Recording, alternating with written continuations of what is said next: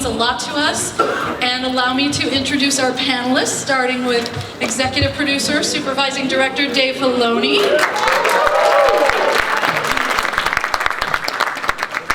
Executive Producer Simon Kinberg. The voice of Kanan, Freddie Prinze Jr. The voice of Hera, Vanessa Marshall. The voice of Ezra, Taylor Gray. The voice of Sabine, Tiya Sircar. And finally, the voice of Zeb, Steve Blum. And so you guys, like I said, we're gonna do this just old school honor system style. You raise your hands, I'll pick you, and hopefully we'll get to everybody, okay?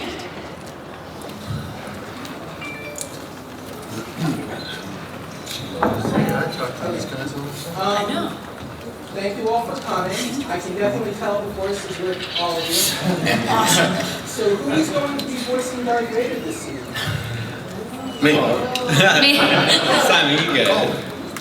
Yeah, absolutely. The same person that voiced Darth Vader in the original movies. James Earl Jones. One of the most, I would say, one of many surreal things in making this show, maybe the actually most surreal thing, is Dave sent me when he first worked with James on the dialogue, recorded it. He sent me like voice recordings, clips essentially, of the dailies, of hearing all of the different takes, and hearing James Earl Jones, untreated, obviously, playing the part of lines that Dave and I essentially had written together, was pretty insane. When you grow up, you think like, I'm going to write lines for Darth Vader, but I'm not actually going to get Darth Vader to say them out loud. And that was listening to Darth Vader say them out loud, so that's who's going to play Darth. That's such an awesome answer. Every appearance this season of Vader?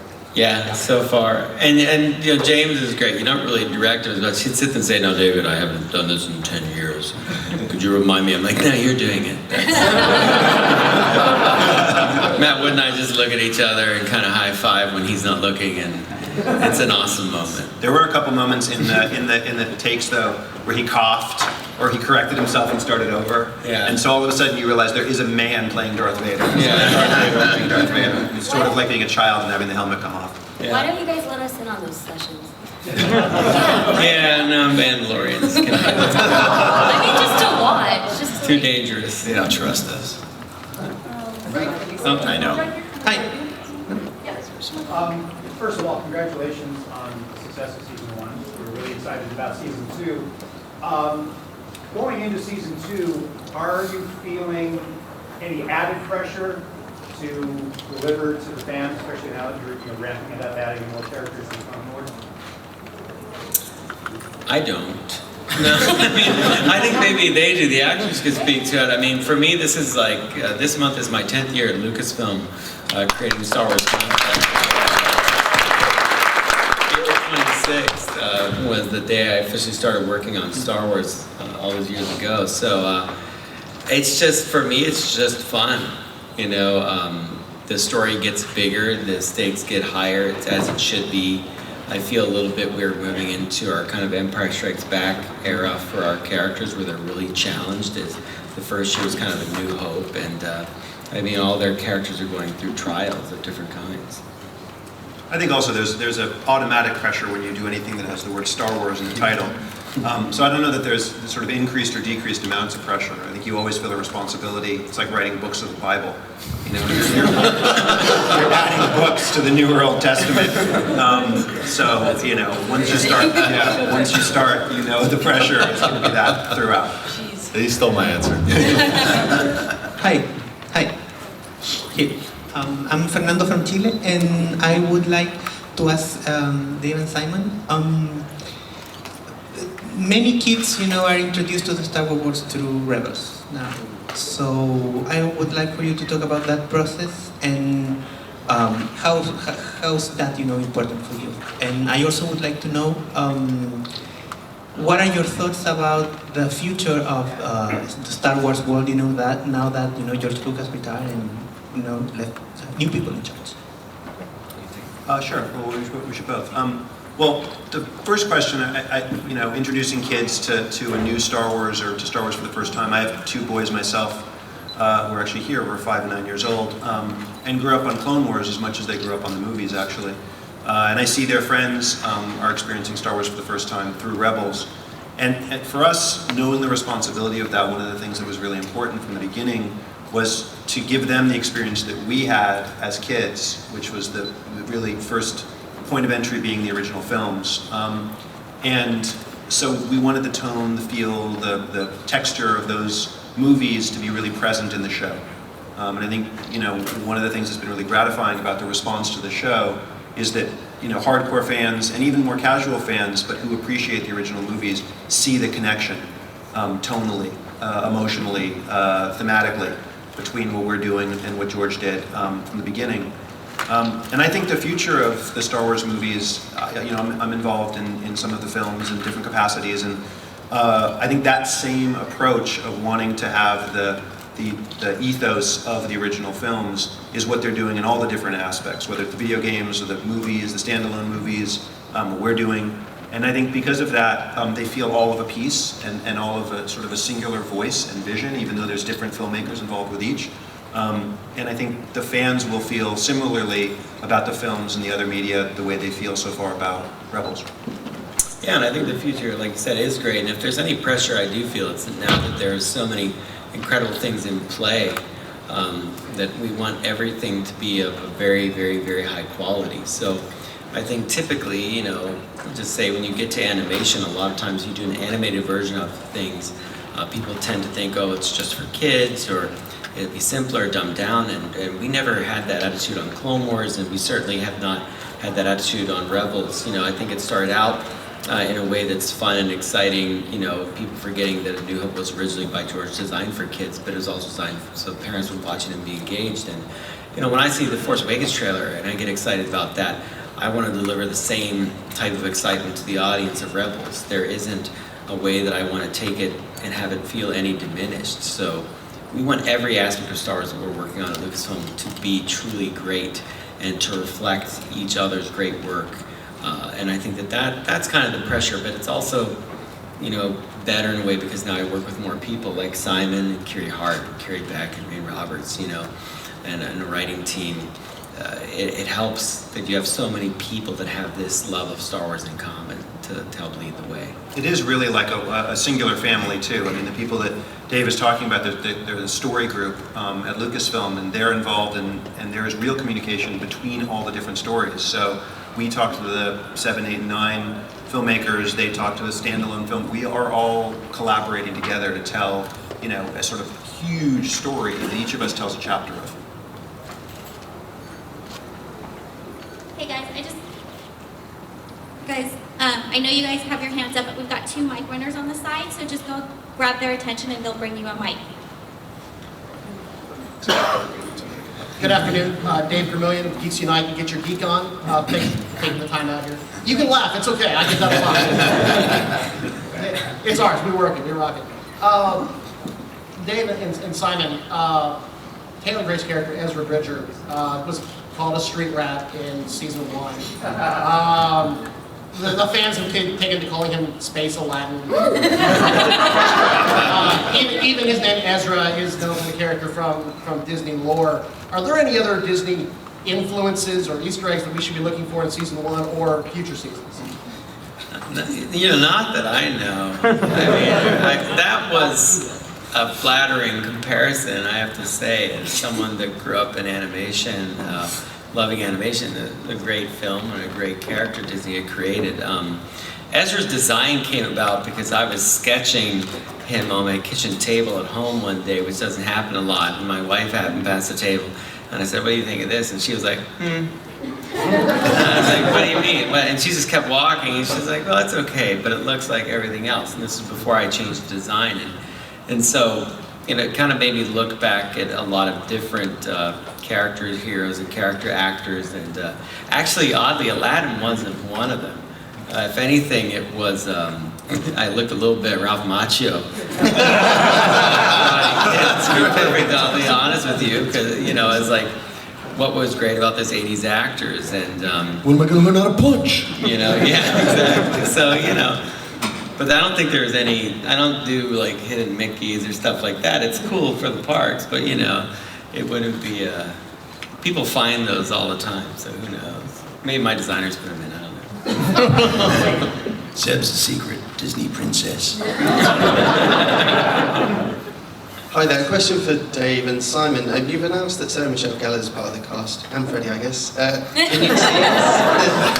Can you tease anything about her character, or how soon we'll see her, and what's she like in the recording booth? Ooh, my wife? That'd be the one. She played the Wookiee in season 1. Nobody believes me when I say that. She plays Chewbacca's lady in our show, season 2. And I talked about this on a podcast a while ago and broke down the entire season 2 with her and her Wookiee presence during the season. Outside of that, I can't tell you anything because it would spoil the surprise. But yeah, she's really hairy and has a great low growl. She's a powerful actress, and you know, she can grunt with the best of them. Hi, Will from Geeks with Wives. This question is for Freddie. I'm one of those. Freddie, your character obviously is kind of still shrouded in mystery. How much of the character's backstory did you get when you took on the role, and are we going to find out more about it in season 2?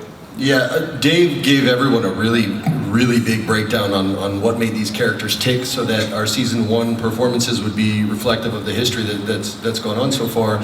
So I knew about his master. I knew about, you know, Order 66. I knew about, I was going to say Protocol 66. You know, it's Order 66. I have to stop myself. But I knew about all that and how it affected him and what he did during that time. That's thanks to Dave and Greg Weisman when we were just getting ready to do the pilot that they turned into 2 episodes and aired as a movie. So we kind of knew all that going in, and in season 2, as far as Kanan's character goes, you're gonna learn a lot about why he is who he is today, why he's the type of teacher he is, his qualities and his faults, and you'll find out a lot of that through a very special character who kind of helps motivate some of those feelings to come out. So you'll definitely learn pretty much all the questions you have. There'll still be a couple, you know. They made you wait 3 movies before Vader got it at the end, so you got to wait a little bit. But yeah, we give you a lot more in season 2. Hi, this is a question for Dave. Now, earlier in the panel, you mentioned that if the story was right, there are certain characters you might consider bringing back. You know, are there any characters from the previous stories, or even the defunct expanded universe now, that you'd be interested in perhaps trying to chase that story, or do you just kind of let it come naturally? I think you always have characters in mind that you'd like to see interface. We throw names around the room. I mean, everybody in the writer's room is a fan. So everybody has certain characters that they would love to see. And sometimes you're never sure like how serious people are or not, you know, when they bring people up. And you have to be careful with that. Because if you're joking and say, you know, how about we bring Porkins in? That'd be great. And then all of a sudden something happens and you're like, hey, Porkins would fit for that. And then the person's face is suddenly like serious and they're like, no, I was joking. And I'll seize on that idea with my sense of humor and be like, oh no. Now he's in. But he's not. So yeah, no, and sometimes you only get so far, but you know, you never know. I'm not sure what makes us decide a particular character's coming in or out. Sometimes, you know, we'll get to talking when we're in the script phase, and we'll have, honestly, recently, a recent problem we have is there are so many cool things happening in the script. I was like, Simon, I only have 21 minutes and 30 seconds.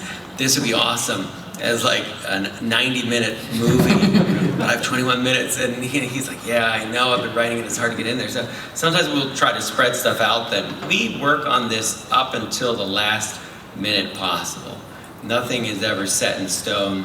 Everything is changeable. It's not like we just get the script, that's a blueprint, we follow it. We deconstruct it along the way, try to get it as right as we can, and luckily I work with guys like Simon, you know, Greg, Henry Gilroy, and they're really good at you know, moving through that as I'm trying to direct it and get the best story we can, and changing sometimes a lot, sometimes little. And we get a lot of time too, which I don't really, almost more than features for me. We get a lot of brainstorming time. So we get a lot of blue sky meetings. What should this season be? And I mean, we really spend probably months on that. We're doing it while we're also writing episodes for the previous season, but there is a lot of time to dream and to play around. Hi, Thomas from Star Wars: The Classroom. And hey, go Rogues.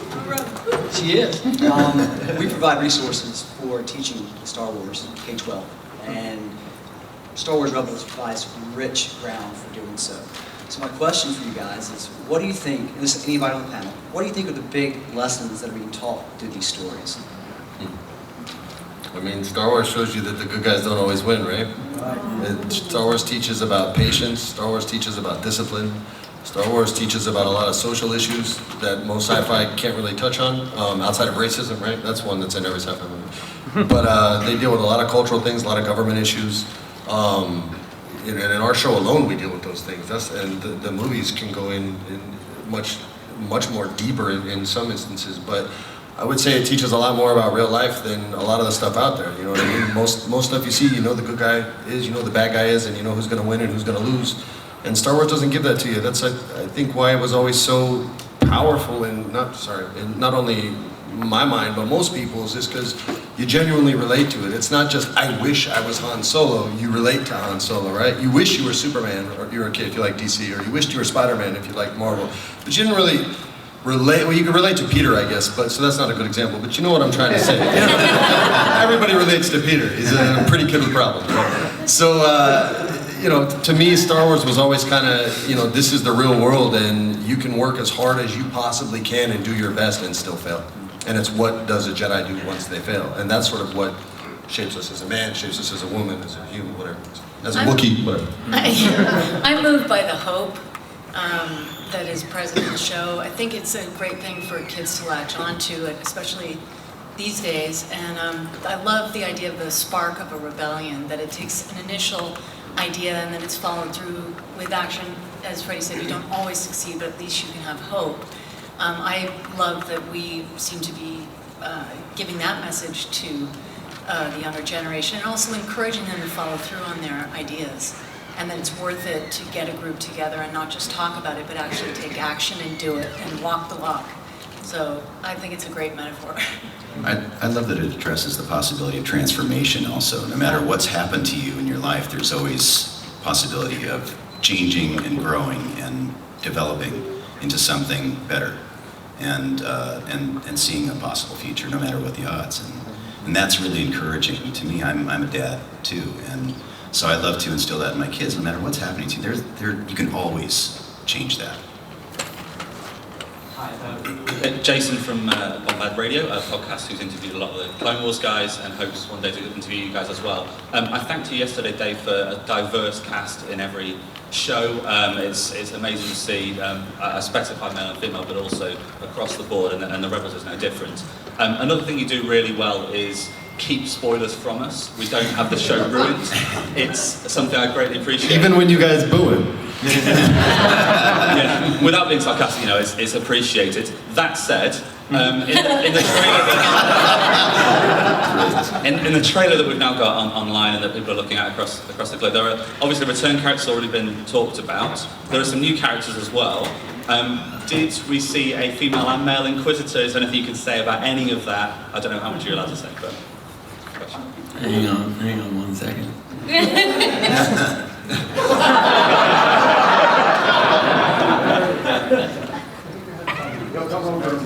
Talk amongst yourselves. So we've deliberated, and the answer is, I don't know. I mean, I do know, so that's a blatant lie, but I think the fun part about any trailer, right, is once you see it, there are the things that are designed to hit you immediately, like the Rex moment, having Hondo in there, the obvious things you see, and then, but as you watch a trailer over and over again, if they're designed well, they have layers, and each time you watch it, you get a little more out of it, a little more out of it. So those are all the great things that become questions and debated. I just had a kid behind stage asking me like, who are those other clones? Are those clones with Rex? And I'm like, yeah, I don't know. And, you know, but that's what I want you to be asking, because it keeps you engaged and it keeps you hoping, and it gives you something to ask me when at these conventions. So, you know, eventually when it gets answered, it's hopefully awesome and what you want. Or then, no one ever asks me after it's out, right? That's the funny thing. It's always a forward thing. I always think we'll get to like, then they'll ask me all about details of season 1. Nope, everybody's on to season 2, which is cool. I mean, because that means we've answered all your questions, I guess, from the previous season. Good afternoon, Katie Cullen with AfterBuzz TV. To touch on the previous season, thank you for that segue, one of the big questions was, what happened to Ezra's parents? We haven't seen them. Will we be covering that in any capacity in the upcoming season? And, given what happened at the panel, will we hear anything about Sabine's family? What's wrong, Sabine? I didn't really mean to. I think I misspoke because I didn't mean anyone anywhere. Because that. Sorry. What do you think, Tiya? That is fun. I'm about the worst person to ask about what's happening with Sabine's story. I don't know anything. I find out when we get the script before, like a couple days before the episode records. We will be addressing, you know, definitely Ezra's parents to some degree. We think it's important. It's, you know, because it came up, we all noticed that kids focus in on that. You know, it's something to be responsible with answering that question. And, you know, now that he has this other family, what happened to his mom and dad? And we've had them, you know, visually in the show, you know what they look like. So that will be a part of the story.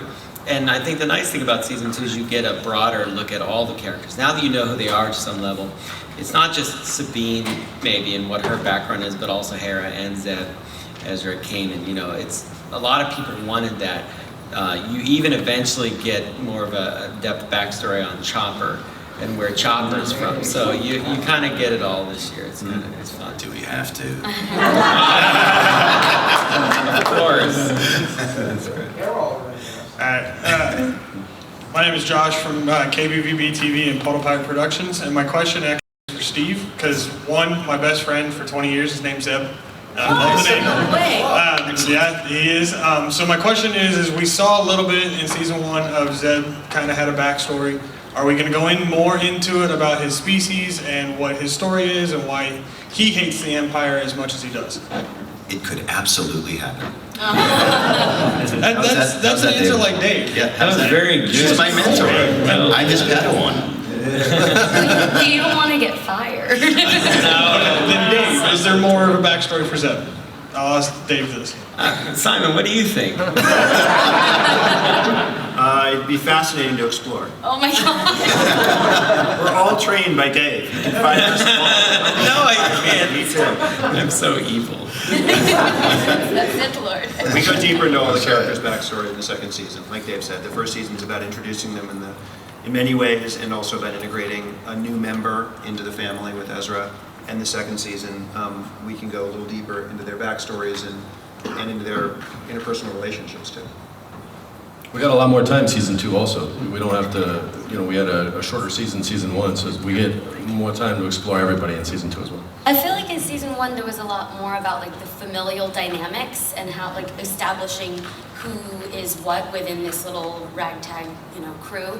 And I feel like in season 2 so far we've really gotten to explore like certain pairings that you haven't seen yet will you know, within the crew happen and go on like really interesting adventures. I can say that, right? Yeah. Yeah, and that's all fine. That's all and great. it's really fun because you're starting to see sort of each person's personalities as an individual kind of coming to light, and then you do get to find out more stuff about some of us. All of us? Some of us. All of them. Hello everyone. Kevin Cleveland from thegeektable.com. First, just want to say thank you for having this panel on my birthday. It's a great birthday present. This question is actually for Freddie. You know, coming from being an actor in front of the camera to doing a lot of behind-the-scenes stuff like with the WWE, and now still being a bit behind the camera, but also in front of the camera with at least the voice role. How does that feel to get kind of back to what you were doing before a little bit more?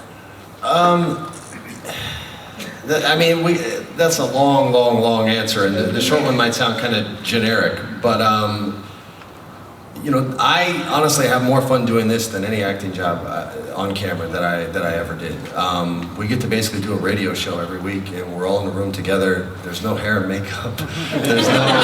There's no wardrobe people fixing my collar because it moved a quarter of an inch, and it's a lot easier if you're a father of two to work once a week in the Valley for 6 hours than to go to Australia for 6 months and not see your family. So it's not a transition for me at all. I wanted to be a father more than an actor. So once my daughter was born, I already kind of had one foot out the door already. Vanessa, are you crying behind my back?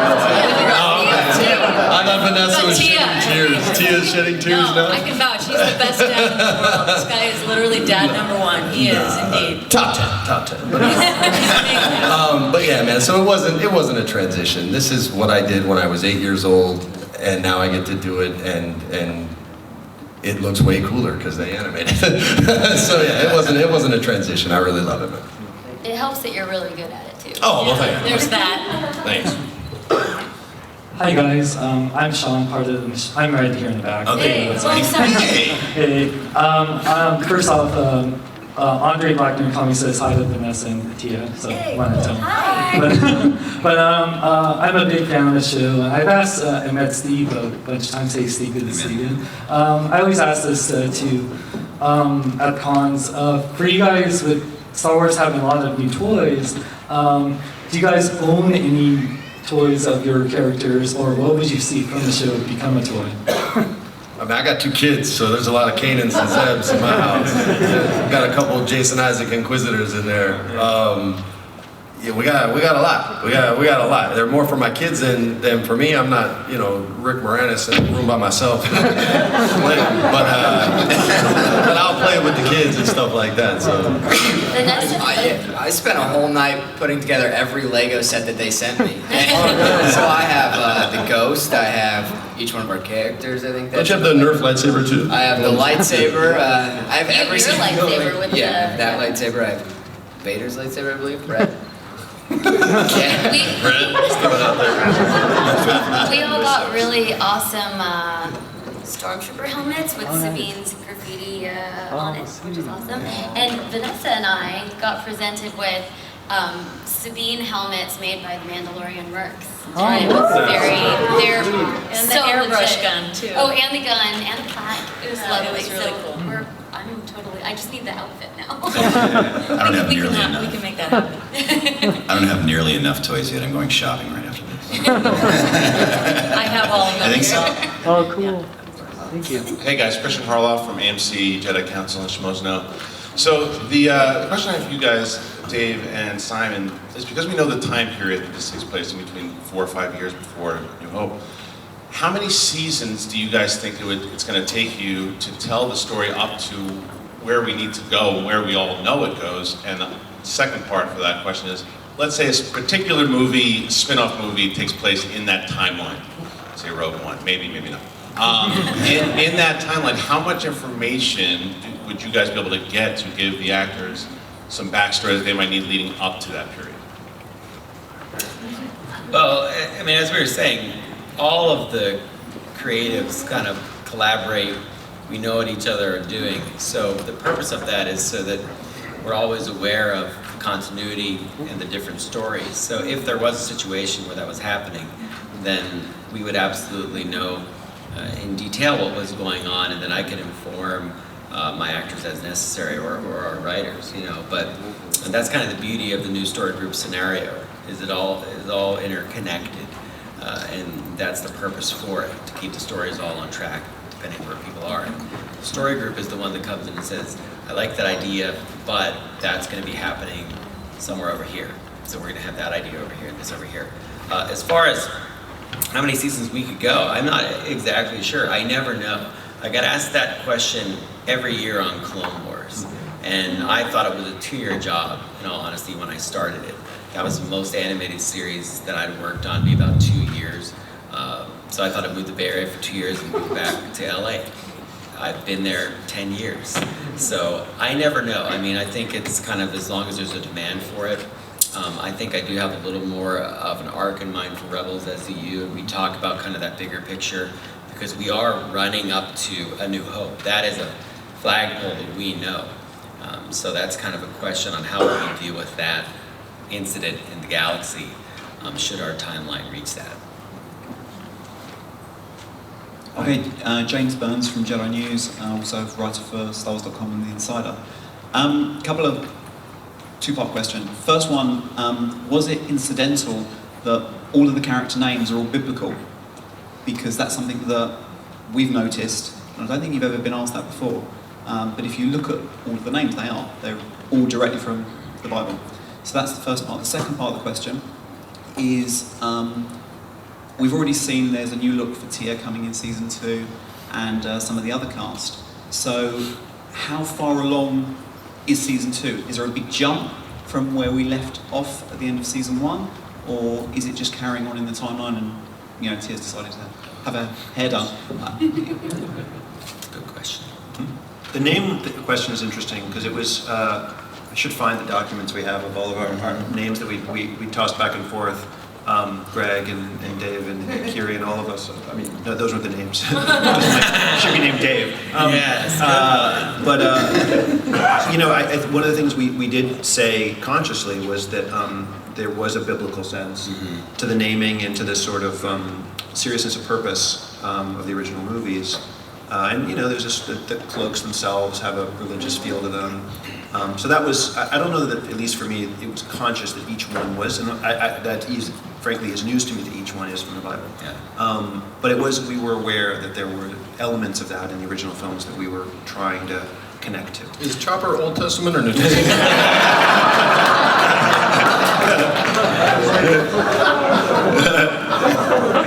He's the only. He's the exception.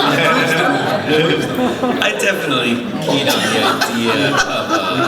idea of Luke's name, Luke Skywalker, and I like to point out when I get in the room with the writers that, you know, the names in Star Wars are very purposeful, but when you get into the expanding universe, they become often very odd and contain a lot of X, Y's, and Z's, and, you know, hyphens, and that's all fine. But when you're in a medium like we are, you know, Han Solo, okay, guy's pretty much by himself, right? And that's kind of the genius of George, is that he would disguise this stuff. I didn't think about that when I was a kid. You don't know the derivations of these names, but names have a purpose. You know, if you know someone's full name in folklore, then you have power over them, right? Because if you to know someone's name gives you an understanding of who they are, you know. So, you know, I joke, I've got a guy in the crew named Spotswood, and I mean, your family, at some point, probably had a particular task that involved, you know, finding the firewood or searching, hunting for something, because that's where names come from. They don't just, you know, to make up a name that is odd, you know, just for the sake of it sounding like a space world name isn't really what Star Wars does. So I think that having these names, you know, Hera, a very purposeful name for the type of character that she is. You know, Chopper, he's a disruptive little character that causes problems. He chops things up. I mean, it's blatant, but when the characters work, when you like the characters, it doesn't matter. You just accept them. And so I think that's what we do. We try to create a lot of these names. And you know, like with Ezra was definitely a connection to the fact that I liked to name Luke. And it was a real kid's name. And we both actually know a kid named Ezra in our lives. And I'm like, that sounds like Star Wars to me. And so I'm like, yeah, I agree. And that was basically it. We actually wrote an article for StarWars.com about the name. We actually went to the meeting. Oh, wow. And the powers that be said, no, we can't run that because we don't know whether it's true. So, oh, interesting. So I'll get it to you. There was something interesting. That's cool, man. And some of it is a strange, I can't remember, I think there was a slight intention around Bridger. That Bridger is the character, he's the bridge between the prequel trilogy and the original trilogy. So there is a bridging of topics. So you can use a bridge. The wave of all. Saying whether we intended that or not, now because of your reaction, we actually thought of that. Very well, thorough. Good job, Simon. Hey guys, Lucas Siegel over here from comicbook.com and StarWars.com as well. You talked about, Tiya mentioned, the theme of family for season 1, and Vanessa and I had a conversation about the theme of turning points for season 1, where each character had a really specific turning point. What would you say is a general theme for season 2, and is there also a character theme for season 2 like that? You're always good with it. You're the theme guy. You're so good with that. It's interesting. I think the way we approached season 2 was sort of new challenges to the family from the outside rather than from the inside. I think in many ways the first season, the challenge was integrating a new member of a family into an existing family. And that's a difficult thing to do, whether it's a stepchild or an adopted child or whatever it is, new parent. There's a lot of things in real life that are real life corollaries for what the first season was exploring. And I think the second season was, now that they are essentially, with their normal familial issues, a unit, a family. It's sort of how do they continue to grow individually, and how do they stay together as each of them is growing, as each of them is facing new challenges, and in some ways grow up. I think a lot of the second season is about Ezra facing some sort of darker issues and being forced to grow up through them. Yeah, definitely. Hi, I'm Scott Murray with the Assembly of Geeks podcast. I'd like to ask all the voice actors, maybe you guys as well. Obviously, one of the things that we really like about Star Wars is the characters and how we can all latch on to certain characters and become big fans of them.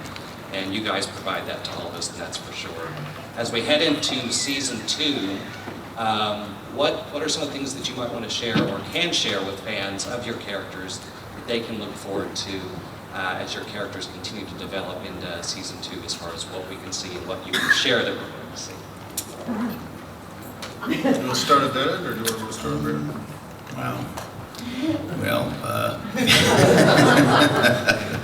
feel like lasers are trained on my forehead. We'll see what a beautiful dancer Zeb is. We'll witness his cooking skills, and maybe a little bit of piloting skills, perhaps. Just with his rubber duckies in the bathtub. No spoilers here. That's pretty much all I can give you. Sorry. Tell me to stop if I should. I think Sabine, like in season 1, you sort of don't know why that goes for a lot of these characters, but she seems very angry, not towards the Empire, obviously, and she's got these skills that you're like, how does a young girl have these skills? And so I think as season 2 progresses, you might find out a little more about, like, what is her backstory and what happened in her past that led her to this point. And I think I've been very excited about season 2 because I'm sort of like dying to know what's happened in all of these characters' pasts, and it's fun to get to start exploring that. Yeah, we see Ezra grow up, so we see what happens as he grows more powerful, more knowledgeable. He is learning new things every day and seeing new things every day. I mean, we saw his first time out in space, pretty much, right? And that like each episode he's coming upon new things. But one thing I saw, which I see on this link too, he has a scar now, which is cool. I just saw it for the first time out here watching the new trailer, so that's an exciting new thing too. I think Hera in season 1 managed to fulfill her vision, which was to bring a group of people together and unite them with Fulcrum and get the cell together. And I think she succeeded in doing that.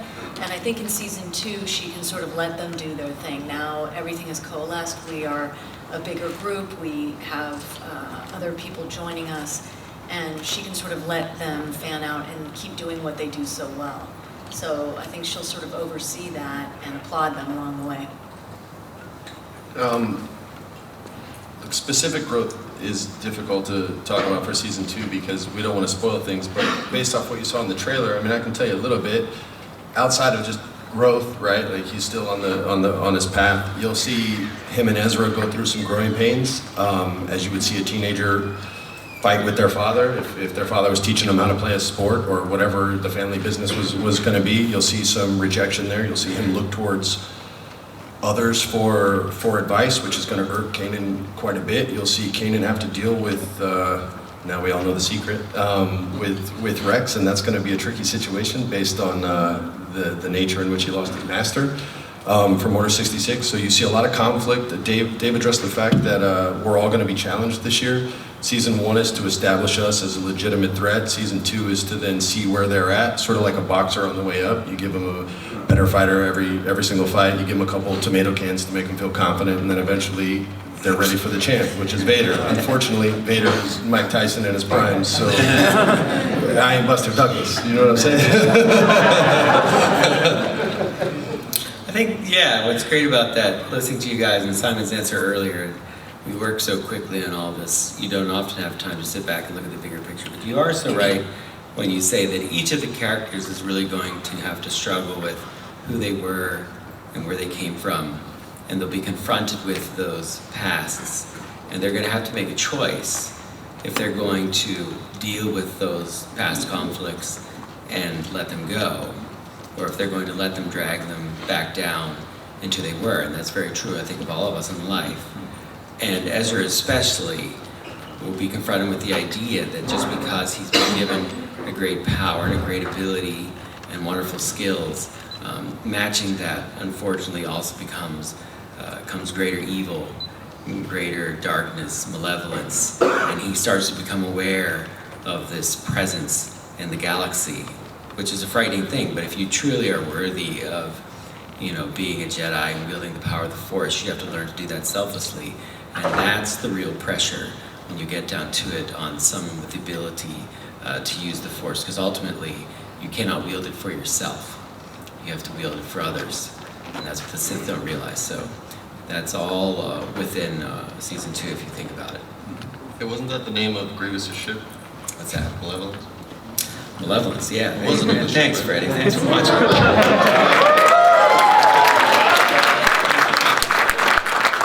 Four other things about Star Wars.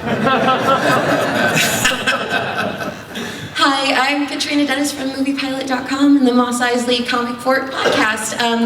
I am a huge fan of the Kanan comic that just came out. First issue was absolutely stellar, and this is particularly for Dave and Simon.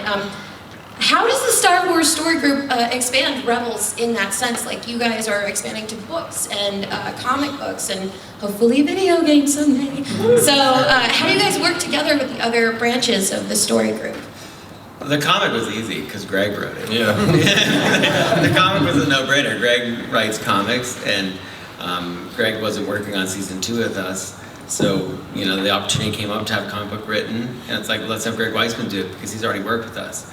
So what happens is he writes the treatment, and then Simon and I see it, and we're able to make notes directly on it. I mean, which I think maybe is rare in the crossover universe from films and television to comics and other medium. But we always get a chance to look at everything that comes by. Yeah, I've never seen anything like it. Working in other, franchises, there's not the same kind of integration. So you don't get the.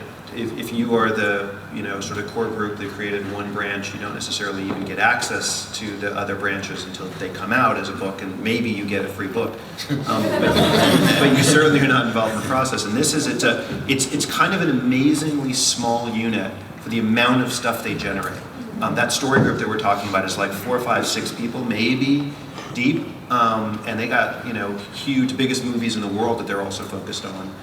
While being focused on a comic book spin-off of their animated show. So there is just, everybody works really hard, everybody loves it, and we are all constantly talking. And there are moments on the feature side where, Dave and me and different writers from different movies are all in the room together, working on, one of their films. And then sometimes we bring some of those guys in when we're doing development of the show. And it really feels like, it's kind of like what I imagine like Facebook or Google or these sort of campuses to be like. It does have this almost university campus vibe to it. You can imagine, I mean, since clones were in that story, I was heavily interested in, you know, just helping Greg with how that would all go. And I think it turned out great. You know, it's one of my favorite things. I think the artwork in it is also fantastic. So that's kind of a comic book home run for me. Yeah, I think so. Aldo Canepa here, Cougar News and KFI. You guys, obviously we just saw the trailer. What was the reaction from the fans like to you guys? And also, we saw Vader in the trailer too. Will we see an Ahsoka versus Vader battle in there sometime in season 2? But the main question first, how was the fan reaction to you guys? We've never seen it, so our reaction was the fan. Yeah, was the fan reaction. It was the same as y'all. We hadn't seen it yet. I couldn't believe I was able to stand and sit down again because I couldn't move after I was paralyzed. We had to make sure there was a medic backstage because we were worried about Vanessa. No, for real. That was insane. But just the sensory overload too, from being on the stage and then getting the energy from the audience at the same time, and all the emotions that are going on with all of us because we're fans too. It was intense. It was really intense. I want to, every episode of Rebels, I want to watch it with that sound. I know. That scream. It's like, man, we were on the stage, it was like rumbling with it. It was amazing. Also, to get to hear people's reaction to Rex was like, yeah. And Hondo, goosebumps, and Hondo, that's The awesome. Hondo love was great. Yeah. I think for me, that was the part that is particularly striking. I mean, having been here and created those characters, and then to all this time later have a reaction like that. I mean, when I got here, Rex wasn't really a thing at all. He wasn't a character. Neither was Hondo. Neither was Ahsoka. We had to plant them and help them grow over the years. And I told Ash in the beginning, you know, Ahsoka, Anakin having a Padawan, look out. You're gonna get, you know, the brunt of this. And she hung in there, and I think really won fans over. So it was kind of an amazingly, moving experience for me to have a character like Captain Rex, a clone, cheered at such a volume. And I think that shows you the real powerful thing about Star Wars and the challenge that we all have as well. I grew up with the original trilogy and I love it. The biggest thing I learned from George over the years is create new characters, create new ground, keep it moving forward. I love the past, I'm incredibly nostalgic for it. But the best work we did on Clone Wars was always the new stuff we did that challenged us as writers to make it Star Wars and a part of the universe. And I think that now my hope is that, in another decade, I'll still be this, and, I don't know which of you will still be alive. Whoever it is that's crawling onto whoever it is that makes it into the next thing, bravo, and whoever doesn't make it, well, I can't tell you. If I said a name, you'd be like, oh, that person survived. So I caught myself there. But that was a great moment. I'll wash your car every day, dude. Oh, thanks, Steven. Hey, guys, thank you very much for everything that you've done for Star Wars. Guys, let's give a big round of applause. Thank you very much. Skywalking through Neverland. First of all, I shed a tear during the Force Awakens trailer, and I shed a tear during Season 2 trailer back there, when I messed this whole convention.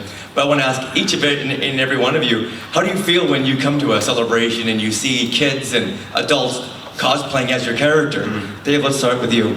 I love it. It's the number one thing I look forward to. I designed this stuff, I sketched it on a piece of paper one day, knowing that Ventress will walk in the room. She's over there in the corner. I drew that outfit on a piece of paper one day, and there it happens. Bo-Katan's Mandalorian helmet, I drew on a Southwest napkin, and then that becomes part of Star Wars. It never, ever gets old. I was outside the convention and Zeb walked up to me. I mean, Hera walks up to you. It's what it's all about, and the amount of work that everybody does to make those costumes is, I just love it. I super appreciate it. My favorite one was last year at Comic-Con. There was a cosplay Dave Filoni. Yes! I wish I could project from my phone up to the wall, because it was a guy with that hat and black shirt, and Dave doesn't want to believe it was him, but I think it was him. You have my wife obsessed with this guy. Yeah. I tried to track him down. And I saw that guy over there with the hat, and I thought maybe we'd found him again, but that's not. There's now people that have this shirt and a hat.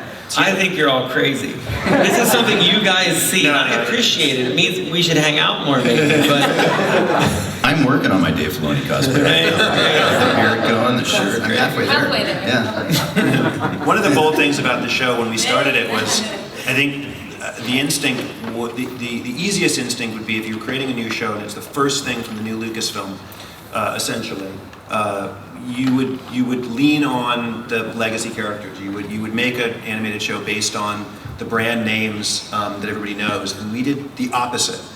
All these guys up here obviously are completely original characters, and that was a bold thing to do, and it was something that wasn't immediately clicked and made sense for all the powers that be, and it was an extra responsibility, obligation to create characters that were as compelling as the greatest characters of all time, and that's who they're competing with.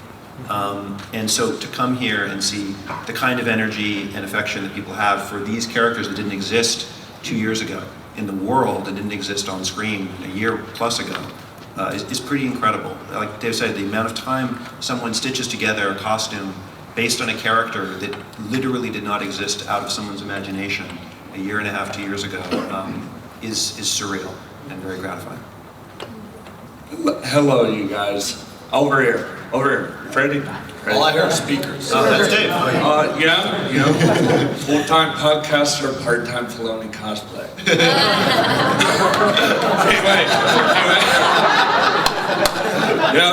Anyway, my question, Dave sent in with Fandom Awakens Radio. Now, Dave, not to be confused with those other guys that do that other radio.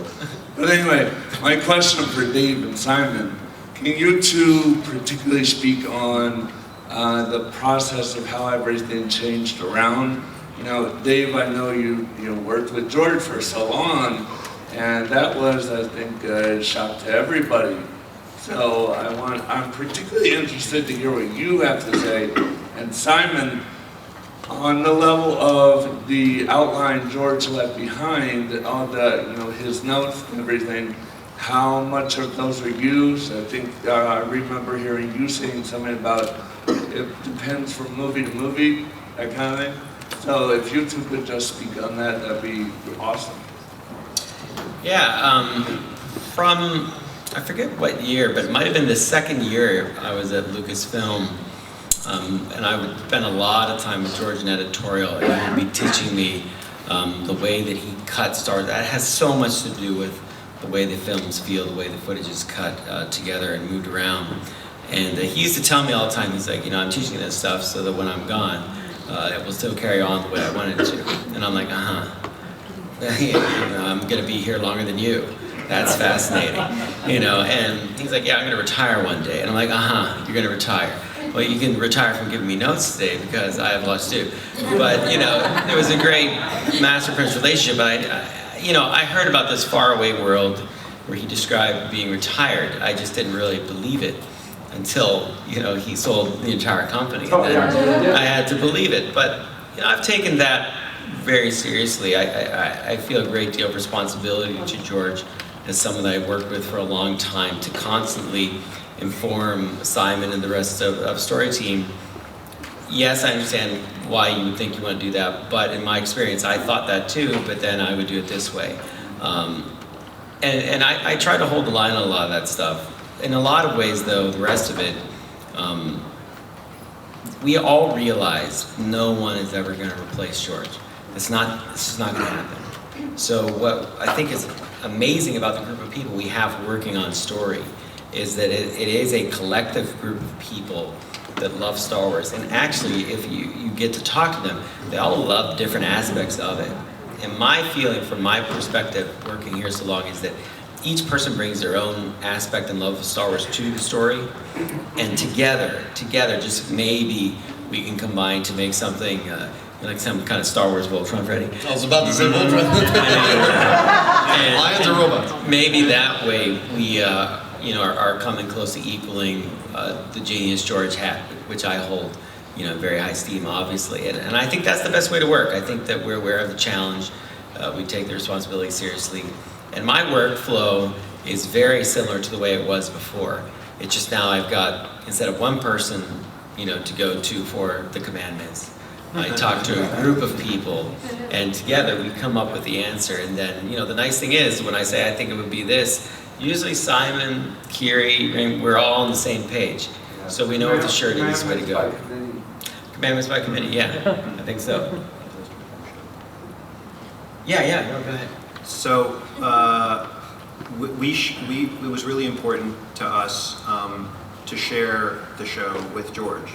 I don't know if we said this before. Maybe I don't. Like once or twice, yeah. So when we finished the pilot 2 episodes, we brought it up. We went up to Skywalker and screened it for him. Me and Dave, Kiri Hart, Wren, I think was there too. People from the story group, and it was for me the strangest experience of my life. Where again, the only thing I can compare it to is like the Bible, and you're like sitting next to God. Not even like the guy that wrote the Bible, God. And so, he was enjoying it, and I was just clocking him the whole time.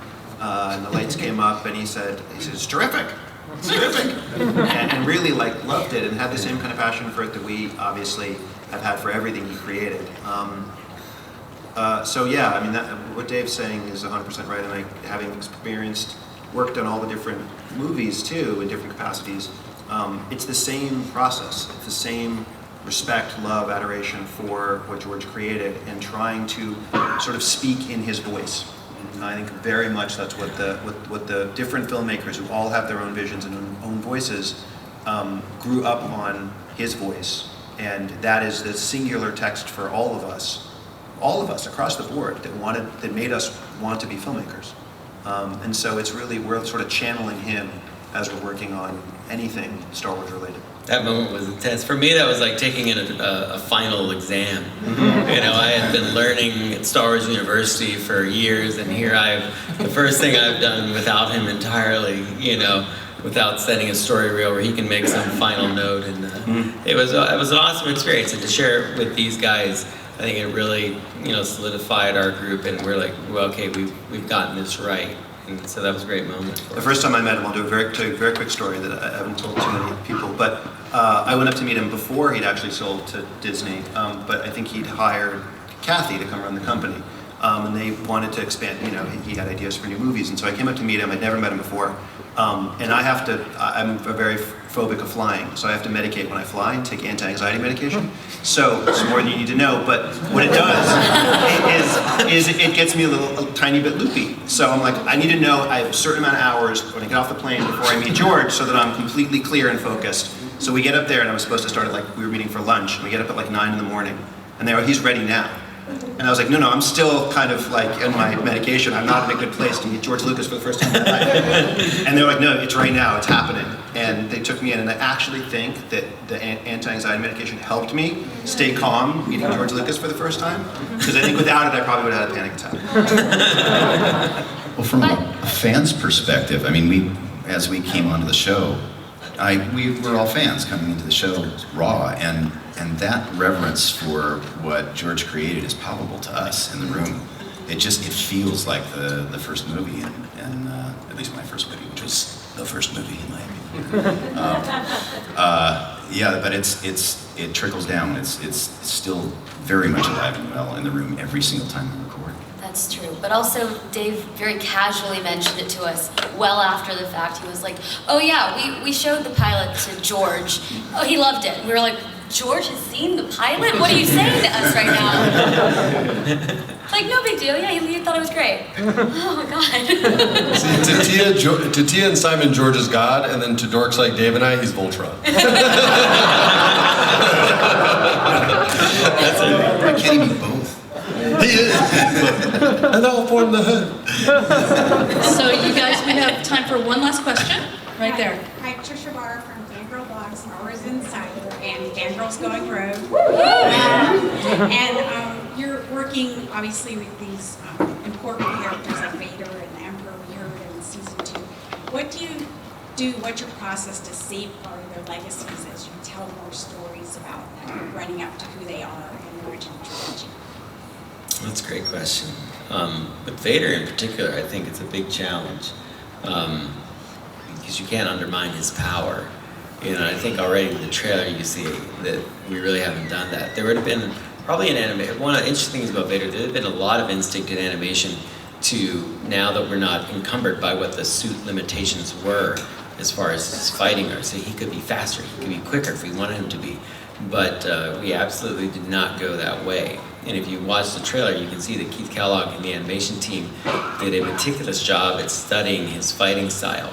So that's very true to the stature and the power that Vader has. He was never acrobatic in particular. He was never that fast. He's just a mountain of fear and hate and power. And that's what we tried to throw at Kanan and Ezra when they do have that encounter with him. So, but again, that's why the group dynamic in story is so important, because it will go through a filter of people, everybody reading this script, and together we make sure that we're not going too far with things, that we're not undermining things that are happening maybe other places that we don't know. We were very careful not to have the Emperor in season 1. There would be no reason why he would be involved with our rebels. So again, the group process is so important to keeping the integrity that you're talking about. Yeah, I mean, I think we all see ourselves as custodians of the same flame. And whenever it starts to flicker out a little bit, there are a lot of, like you say, safeguards. There's a lot of safeguards along the way that step in and protect it. So it's a team of people that love the same thing, like you do. Well, you guys, I think that's about it. Thank you so much to our panelists. Thank you so much, you guys. And for the media, if you please stay seated. These guys have to go on to different interviews, so if you would give us a moment so we can get them to the next place, that'd be appreciated. Thank you so much, you guys.